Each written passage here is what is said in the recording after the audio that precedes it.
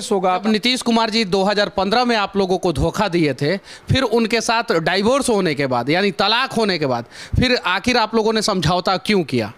नहीं, मैं तो यही मानता हूँ कि उस समय तलाक नहीं हुआ था। उस समय केवल अलगाव हुआ था। और अलगाव जब देखिए, अलगाव जब होता है तो वो क्या बोल के आए थे? कोई व्यक्ति जिसको आपने लगातार 1996 से सम्मान दिया हो और वो 2013 को 16 जून शाम के 6 बजे हमसे अलग हो जाता है ये बोल करके कि यहाँ हमारा मन नहीं लग रहा है, तो हम लोग तो वो अलग रहे 4 साल। लेकिन 2017 में जब वो उन्होंने कहा कि इस व्यक्ति के ऊपर, तेजस्वी के ऊपर और इसके परिवार के ऊपर और राजद का विशेष रूप से भ्रष्टाचार में ये लोग लिप्त हैं और किसी भी कीमत पर अब भ्रष्टाचारियों के साथ मैं सरकार नहीं चला सकता, तो मैं अलग होता हूँ। 2005 से लेके 2022 के बीच में आप लोगों की सरकार रही और इतना साल में आप लोगों ने एक मुख्यमंत्री उम्मीदवार नहीं खड़ा किया बीजेपी की तरफ से। कहीं नहीं तो कहीं ये बीजेपी की कमजोरी नहीं दर्शाती है एक बड़ा राज बिहार में? देखिए, मैं यही कहूँगा कि जब गठबंधन धर्म का पालन होता है तो कोई एक व्यक्ति ही नेता होता है और ये भारतीय जनता पार्टी और जो घटक दल हैं वो मिल करके नेता तय करते हैं, करते आए। मैं ये भी कहूँगा कि भारतीय जनता पार्टी के पास हर जाति समाज के नेता उपलब्ध हैं। लेकिन अगर हम यहाँ अलग से चुनाव लड़ रहे होते, बिहार में अगर हमारा केवल एक दल चुनाव लड़ रहा होता तो हमारे बहुत सारे नेता हैं। अच्छा, अकेले चुनाव आप लोग बिहार में जीत सकते हैं क्या? क्यों नहीं जीतेंगे? आप देखिए, मणिपुर अकेले लड़े थे तो 55 सीट आया था पिछली बार 2015 में। मैं आपको वही बता रहा हूँ कि बहुत सारा ऐसा राज्य, उत्तर प्रदेश में भी पहले अकेले लड़ चुके हैं, कम सीट आए थे, लेकिन आज अपनी सरकार है वहाँ पर। मणिपुर में, असम में, नागालैंड में हमारी सरकारें हैं, तो लड़ने में कोई दिक्कत नहीं है। और यहाँ पर हम लोगों की तैयारी जो है बूथ लेवल का, कोई आज नहीं। कहाँ से चूक हो गया कि नीतीश कुमार जी आप लोगों को छोड़ दिए? अभी नीतीश कुमार जी को पता नहीं क्या लगता है कि जैसा उन्होंने कहा हम लोगों ने भी तो सुना। अच्छा, आपको जेल में क्यों डलवाए थे नीतीश कुमार जी? देखिए, पहले तो मैं ये बता दूं कि जेल में डलवाए थे तो नीतीश जी ने उस पर क्या बयान दिया आज तक, लेकिन मैं जानता हूं, मैंने तो उस केस को हाई कोर्ट तक खींच के लाया है।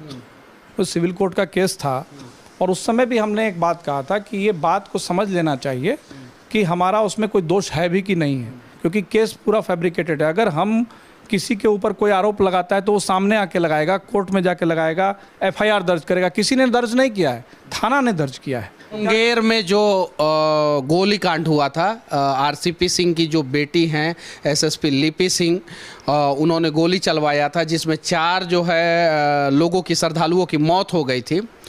अब आरसीपी सिंह को बीजेपी किस प्रकार से एक्सेप्ट करेगा? देखिए, जहाँ तक मेरे नॉलेज में है, मुंगेर में भी उस समय गया था, उस बच्चे के घर पर भी गया था जिसे सर में गोली लगा था और उस परिवार का दर्द भी मैंने देखा था। जो परिस्थिति वहाँ बनी थी, जिसके बाद दुर्गा जी का विसर्जन का कार्यक्रम था और उसके बाद ये गोली कांड होता है, पुलिस को गोली चलानी पड़ती है, किस परिस्थिति में इस पर केस दर्ज हैं। आने वाले समय में उनको वहाँ से हटा भी लिया गया था, वो एसपी थी वहाँ की। तो अभी के परिदृश्य में मुझे लगता है कि उस पर, मुझे मालूम नहीं है कि केस दर्ज हुआ था कि नहीं उन पर, या क्या बात था। अगर उस पर हुआ होगा तो निश्चित तौर पर क्या कार्रवाई पुलिस कर। वाद पे आप क्या कहना चाहते हैं? चूँकि आप भी एक मंत्री का बेटा हैं और तेजस्वी और तेज प्रताप भी एक मुख्यमंत्री का बेटा हैं। नहीं, तो उनका पार्टी तो बाप बेटे की पार्टी है। बाप बेटा, भाई बहन, माता बहन, ये इन लोगों का पार्टी है। इन लोगों के यहाँ कोई भी संवैधानिक रूप से प्रोसेस नहीं है जिसमें रिप्लेसमेंट हो सके किसी व्यक्ति का। अगर फादर इनके जाते हैं, सीएम से हटते हैं तो मदर बन जाती हैं, राबड़ी देवी बन गई। भरोसा किसी पे नहीं है। बड़े बड़े नेता थे इनके दल में, अब्दुल बारी सिद्दीकी, ये लोग बोलते हैं सामाजिक न्याय की बात करते हैं, क्यों नहीं बना दिए अपने यहाँ किसी दलित व्यक्ति को मुख्यमंत्री का पद दे देते किसी माइनॉरिटी को। आपके बहुत अभिन्न रहे हैं, हमेशा आपका साथ दिए हैं। अब्दुल बारी सिद्दीकी को मनाया क्या? किस पर भरोसा था? जो पढ़ी लिखी नहीं है महिला, घरेलू महिला को बाहर ला करके और उनको बना दिया मुख्यमंत्री। उसके बाद का जनरेशन अब मुख्यमंत्री बनेगा। बहन वंशवाद तो आपके भी पार्टी में है।